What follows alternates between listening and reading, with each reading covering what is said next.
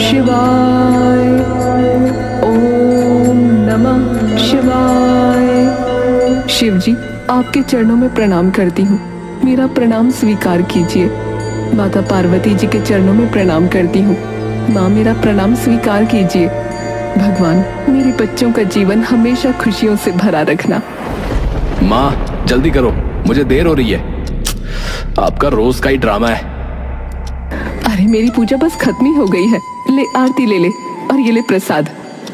Mummy जी, आप इनको प्रसाद लिए बिना ऑफिस नहीं जाने देती हैं। आपकी पूजा के चक्कर में ये रोज आधा घंटा लेट ऑफिस पहुंचते हैं। बॉस ने हमेशा के लिए घर बिठा दिया ना, तो आपके शिव जी आकर हमारा घर नहीं चलाने वाले। भक्ति में बहुत शक्ति है बहू। अरे क्या भक्ति में शक्ति है माँ? ठीक ही तो कह रही है आपकी बहू।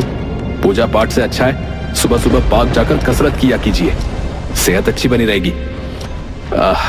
चलो ठीक है, मैं निकलता हूँ, मुझे लेट हो रहा है।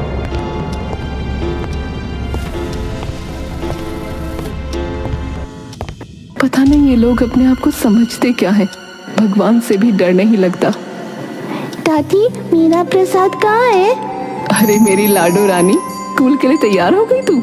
ये ले, तेरे लिए मैंने ज्यादा लड्डू बचा के रखा है। तुझ पर भोले बाबा ज्यादा कृपा करेंगे। संतोषी, जिसकी उम्र लगभग 50 के ऊपर हो गई थी, उसने जवानी में ही अपने पति को खो दिया था। अपने बेटे को उसने बहुत कष्टों से पाला था। आज उसका बेटा एक काबिल इंसान था। बेटे सौरभ में संतोषी की जान बसती थी। वो दिन रात भोले बाबा से सिर्फ अपने बेटे की लंबी उम्र की कामना करती थी। लेकिन संतोषी की बहू उसको एक आंख देखना पसंद नहीं करती थी, पर अपने पति के सामने उसे अपनी सास की इज्जत करने का ढोंग करना पड़ता था। बेटा, आज तू ऑफिस जाते समय मुझे भोले बाबा के मंदिर छोड़ देगा क्या? माँ मैं पहले से ही बहुत लेट हो चुका हूँ, समझा करो। और मंदिर मेरे ऑफिस के रास्ते में भी नहीं है, मुझे उल्टा जाना पड़ेगा, समझो आप। और क्या जरूरत है आपको मंदिर जाने की? वैसे भी घर में पूजा हो तो गई है ना आपकी। ऐसा कहकर सौरभ चला गया। संतोषी, जो मंदिर जाए बिना मानने वाली नहीं थी, वो अकेले ही मंदिर के लिए निकल गई।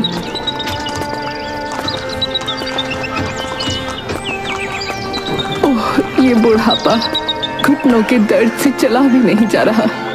संतोषी किसी न किसी तरह मंदिर पहुंच जाती है। शाम के 6 बज जाते हैं, लेकिन संतोषी अभी तक घर नहीं लौटी। इनके आने का टाइम हो गया है और ये बुढ़िया अभी तक घर नहीं लौटी है।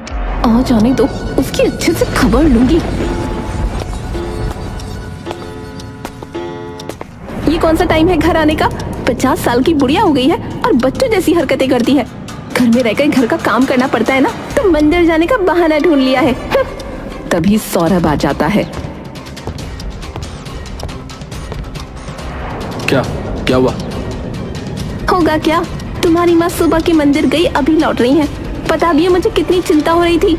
मैं आस पड़ोस में इनकी सहेलियों के घर भी गई थी। क्या है माँ, क्या है बताओ ना। तुम मीनाक्षी को इतना परेशान क्यों करती हो? बोलो। वो बेचारी घर का काम करती है, बच्चे को संभालती है, और अब वो आपको भी ढूंढने जाया करे हैं। बेटा, मंदिर में भोले बाबा का भजन हो रहा था, इसलिए मुझे समय का पता ही नहीं चला। अरे माँ, तुम्हारी भक्ति के चक्कर में ना हमें बहुत ही तकलीफ होती, बता रहा हूँ। आप अरे घर में बैठकर करो ना भक्ति। आप बूढ़ी हो गई हो, बच्चों जैसी हरकतें करती हो। अपने बेटे के मुंह से ऐसे कड़वे बोल सुनकर संतोषी का कलेजा फट जाता है। जिस बेटे को पालने के लिए उसने जी तोड़ मेहनत की थी, आज वही बेटा काबिल होकर उसे खरी खोटी सुना रहा था। संतोषी की आंखों से आंसू छलक गए। यहाँ लोगों को परेशान करके मगरमच्छ के आंसू बहाने लगती है। ऐसा लगता है जैसे कि हम इनके ऊपर अत्याचार करते हैं। इनको साफ साफ बोल दीजिए कि ये घर पर बाहर कहीं नहीं जाएंगी।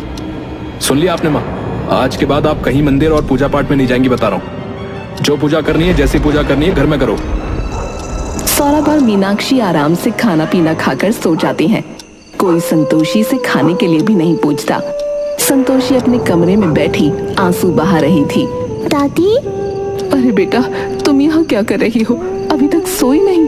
तुम्हारे मम्मी पापा ने देख लिया तो तुम्हें डांट पड़ेगी। दादी, आपने कुछ खाया नहीं था ना, इसलिए मैं आपके लिए खाना लेकर आई हूँ, खा लीजिए। संतोषी आंखों में आंसू लिए पीहू की ओर बड़ी प्यार भरी नजरों से देखती है। उसे एहसास होता है कि इस घर में कोई तो है जिसे वाकई उसकी फिक्र है। वो खाना खा लेती है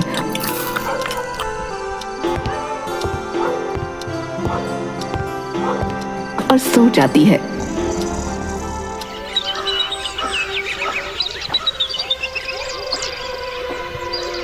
अगली सुबह जब सौरभ ऑफिस जाता है, बहू, बगल वाली गली में शिवजी की पूजा हो रही है, मैं थोड़ी देर के लिए चली जाती हूँ। तुम्हें कल ही समझाया गया था ना कि तुम कहीं बाहर पूजा में नहीं जाओगी। समझ में नहीं आता क्या? और ये घर के काम कौन करेगा? इतना सारा काम पड़ा हुआ है। इस बुढ़ापे में भी संतोषी को घर के सारे काम करने पड़ते थे और शाम को उसकी बहू सौरभ के आगे ऐसे जताती थी कि सारा काम वो खुद करती है। सौरभ भी सिर्फ अपनी बीवी की ही सुनता था। एक दिन संतोषी अपने बेटे से कहती है, बेटा, अब मैं तुझसे कुछ कहना चाहती हूँ। अरे ये बुढ़िया ऐसा भी क्या कहना चाहती है? कहीं मेरी शिकायत तो नहीं करने वाली? क्या कहना चाहती हैं आप? हाँ, क्या हुआ माँ, बोलिए। बेटा, तेरे पापा की बहुत इच्छा थी केदारनाथ जाने की, लेकिन वो अपनी इच्छा पूरी किए बिना ही चले गए। तेरे लालन पालन में मैं फिर इतनी व्यस्त हो गई कि मुझे वहां जाने का मौका ही नहीं मिला। बेटा, मुझे केदारनाथ ले चलना तेरे पापा की इच्छा थी, और तुझे ऑफिस से 15 दिन की छुट्टी तो मिलती ही है ना। ओह, तो ये बुढ़िया ये कहना चाहती थी? हाँ, मैं तो खामखा डर गई। मम्मी जी, आप पागल हो गई हैं क्या? इनको वैसे ही ऑफिस से फुर्सत नहीं मिलती।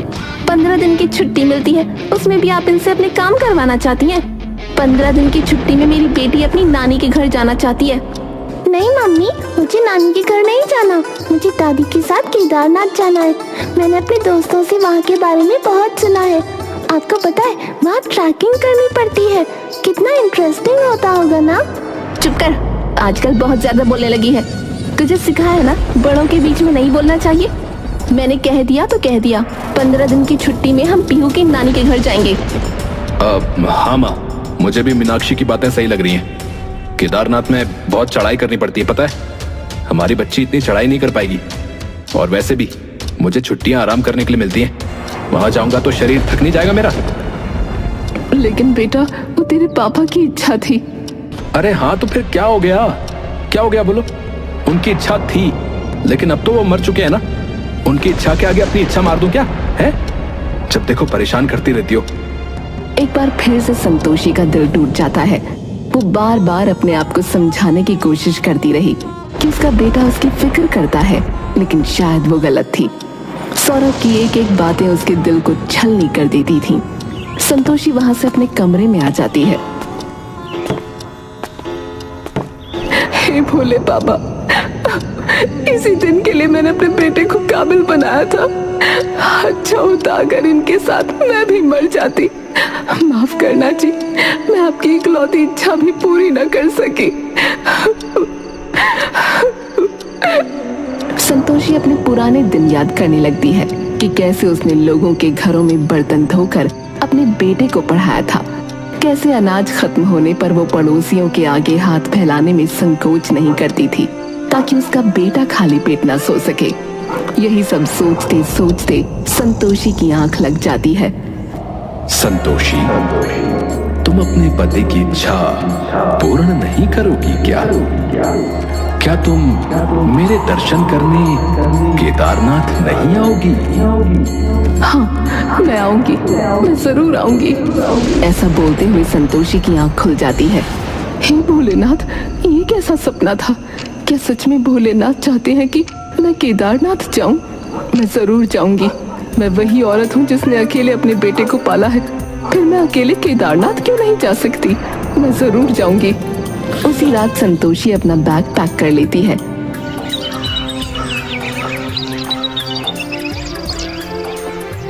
और अगली सुबह, पीहू बेटा, मैं केदारनाथ जा रही हूँ। अगर मैं तुम्हारे मम्मी पापा से बताती तो वो मुझे नहीं जाने देते, इसलिए मैं सिर्फ तुम्हें बताकर जा रही हूँ। अपना ध्यान रखना मेरी बच्ची। दादी, आप भी अपना ध्यान रखना। मेरे मम्मी पापा बहुत बुरे हैं ना दादी, उन्होंने आपकी बात नहीं मानी, और माँ तो आपसे घर का सारा काम भी करवाती है। नहीं मेरी बच्ची, मम्मी पापा के बारे में ऐसा नहीं बोलते। चल मैं चलती हूँ, अपना ध्यान रखना। संतोषी अपना बैग उठाकर घर से निकल जाती है। उसे नहीं पता था कि उसकी यात्रा कैसी होगी। वो तो बस मन में विश्वास लेकर चल दी थी।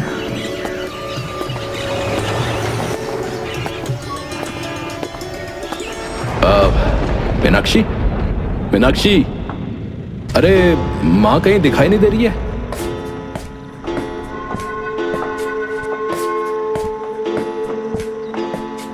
सो रही होगी अपने कमरे में। वैसे भी पूरे दिन आराम ही करती रहती हैं। इस उम्र में कौन सा उन्हें कोई काम है। हाँ सही कहा, छोड़ो मैं चलता हूँ। सौरभ के जाने के बाद इतनी सुबह हो गई और ये बुढ़िया अभी तक आराम फरमा रही है। इसकी तो अभी खबर लेती हूँ। मीनाक्षी गुस्से में पैर पटकते हुए संतोषी के कमरे में जाती है, लेकिन वहां उसे संतोषी दिखाई नहीं देती। आखिर ये बुढ़िया चली कहाँ गई। लगता है फिर किसी मंदिर निकल गई होगी। इसको तो काम से बचने के बहाने चाहिए होते हैं। आने दो, फिर लेती हूँ इसकी खबर।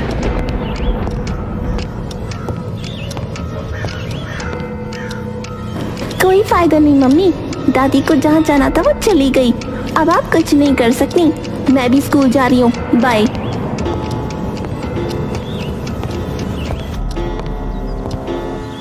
दूसरी तरफ संतोषी, जो घर से केदारनाथ के लिए अकेले ही निकल गई थी, वो बस स्टॉप पहुंच जाती है।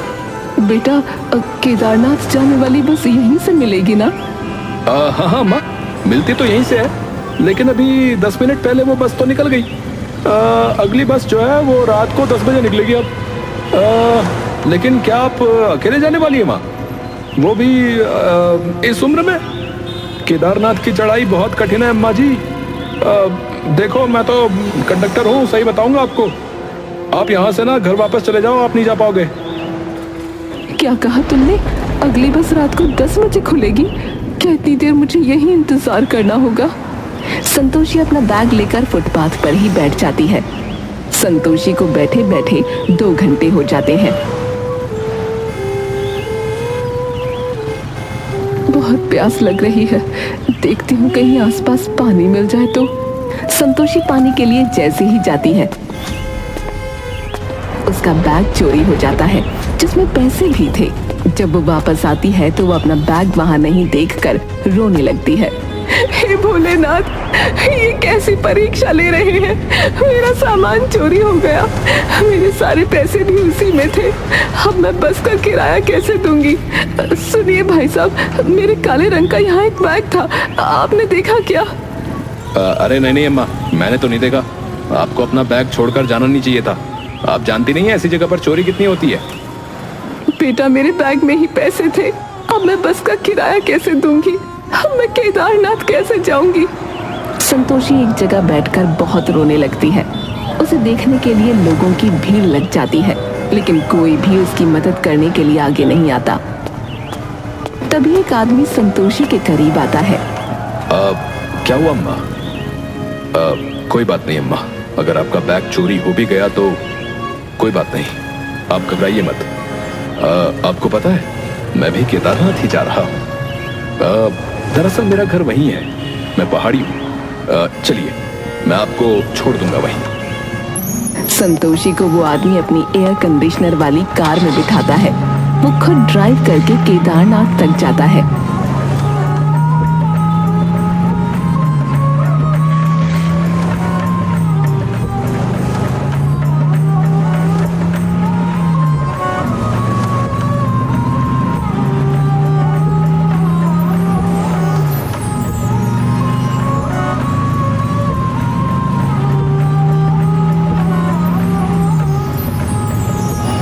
लगभग 4 से 5 घंटे बाद वो लोग पहुंच जाते हैं। तुम्हारा लाख लाख शुक्र है बेटे, भोले बाबा तुम्हारी हमेशा रक्षा करेंगे। वो आदमी मुस्कुराता है और वहां से चला जाता है।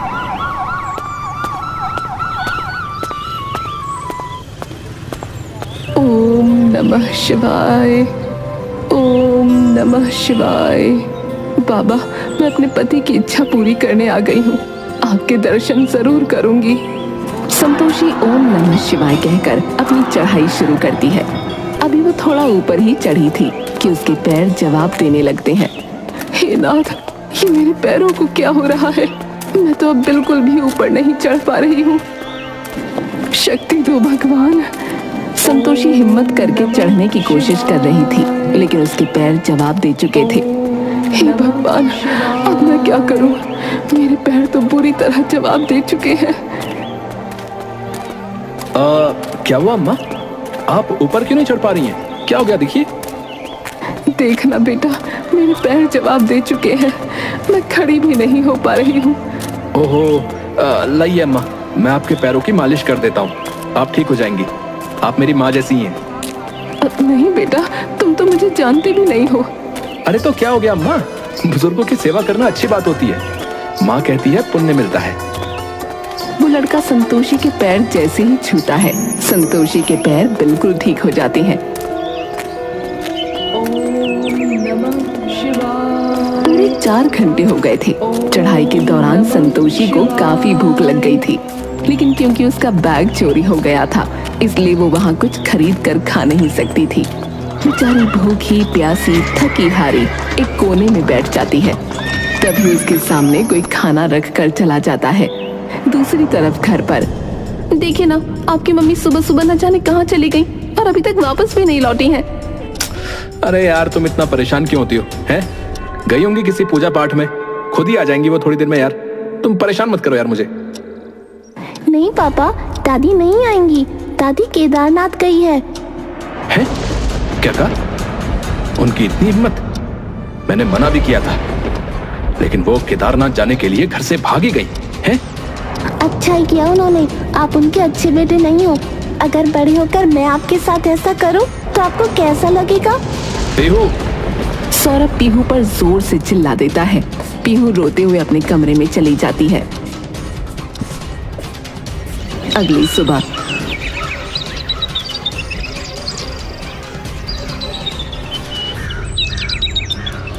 पीहू ने नाश्ता किया या नहीं? आपने उसको इतनी जोर से डांट दिया था, वो अभी तक अपने कमरे में उदास बैठी है। मैं तो कहती हूँ आज उसको कहीं बाहर लेकर चलते हैं, उसका दिल खुश हो जाएगा। मीनाक्षी, सौरभ और पीहू तीनों आज कहीं बाहर खाने जाते हैं, जहाँ से वापस लौटते समय उनकी कार का एक्सीडेंट हो जाता है। पीहू और मीनाक्षी को तो ज्यादा चोट नहीं आती, लेकिन फ्रंट सीट पर बैठे होने के कारण सौरभ के सर पर चोट लग जाती है। डॉक्टर साहब, मेरे पति कैसे हैं? उनको कुछ हुआ तो नहीं ना? देखिए, हमने आपके पति को बचा तो लिया है, परंतु ब्रेन डैमेज होने की वजह से उनकी बॉडी जो है वो पैरालाइज हो गई है। क्या? ऐसा नहीं हो सकता, ऐसा नहीं हो सकता डॉक्टर साहब, मेरे पति को ठीक कर दीजिए। आप जितना कहेंगे मैं उतना पैसा दूंगी आपको। मेरे पति को ठीक कर दीजिए। देखिए, संभालिए अपने आप को। अब तो सिर्फ भगवान ही इनकी रक्षा कर सकते हैं, तो आप प्रार्थना कीजिए। दूसरी तरफ संतोषी आधी चढ़ाई चढ़ चुकी थी। कहीं न कहीं से उसे मदद मिल ही जा रही थी, मानो जैसे खुद भोले बाबा उसकी मदद कर रहे थे। इस तरह आखिरकार वो मंदिर तक पहुंच ही जाती है। मैं पहुंच गई, मैं मंदिर तक पहुंच गई। हे भोले बाबा, देखिए मैं आपके चरणों में हूँ, मुझ पर कृपा बनाए रखिए भोले बाबा। ओम नमः शिवाय, ओम नमः शिवाय। 50 साल की संतोषी ने आखिरकार केदारनाथ की चढ़ाई पूरी कर ही ली थी। भोले बाबा के दर्शन करके प्रसाद को अपने आंचल में बांधकर वो बहुत खुश होती है। यहाँ तक आने का सफर बहुत मुश्किल था, लेकिन जब तक भोले बाबा मेरे साथ हैं, मेरे साथ कोई मुश्किल नहीं है। हे भोले बाबा, मेरे बच्चों की भी रक्षा करना। संतोषी के इतना कहने पर उधर उसके बेटे की उंगलियां सीधी हो रही थीं। मम्मी देखो, पापा की उंगलियां। हे भगवान, तेरी कृपा रहेगी तो मेरे पति जरूर ठीक हो जाएंगे। मेरा दिल कहता है कि एक दिन ये फिर से चलने लगेंगे। उधर संतोषी दर्शन करके बहुत खुश थी। वो वहाँ का जल और प्रसाद लेकर नीचे उतर जाती है।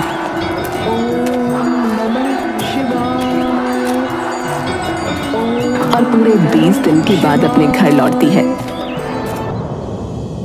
उस समय उसकी बहू बाजार गई थी। दादी, आप आ गई दादी। देखिए ना दादी, पापा को क्या हो गया। हम उस दिन बाहर खाना खाने गए थे, हमारा एक्सीडेंट हो गया, पापा पैरालाइज हो गए दादी। संतोषी को तो मानो जैसे सांप सूंघ गया था। वो अपने बेटे की ओर देखकर सिर्फ रोई जा रही थी। वो बेटा जिसके बारे में वो कभी सपने में भी ऐसा नहीं सोच सकती थी, आज उसकी ये हालत थी। मेरा बेटा सौरभ, तुझे क्या हो गया मेरे लाल? मैं तुझे ऐसी हालत में नहीं देख सकती। तुझे उठना होगा, तुझे तेरी माँ के लिए उठना होगा सौरभ। क्योंकि संतोषी को भोलेनाथ पर बहुत भरोसा था, इसलिए वो अपने आंचल से प्रसाद निकालकर अपने बेटे को खिलाती है और साथ में वहाँ से लाया हुआ जल भी पिलाती है। संतोषी के ऐसा करते ही मानो चमत्कार हो जाता है। सौरभ के हाथ पैर हिलने लगते हैं। अब वो अपने हाथ पैर सीधे कर पा रहा था। दादी, पापा ठीक हो रहे हैं, उनके हाथ पैर सीधे हो रहे हैं। तभी मीनाक्षी भी बाजार से आ जाती है।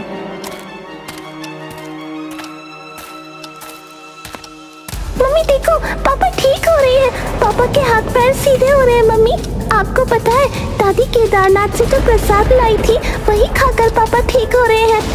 मीनाक्षी जल्दी से डॉक्टर को घर बुलाती है। डॉक्टर सौरभ का चेकअप करके कहते हैं, ओह माय गॉड।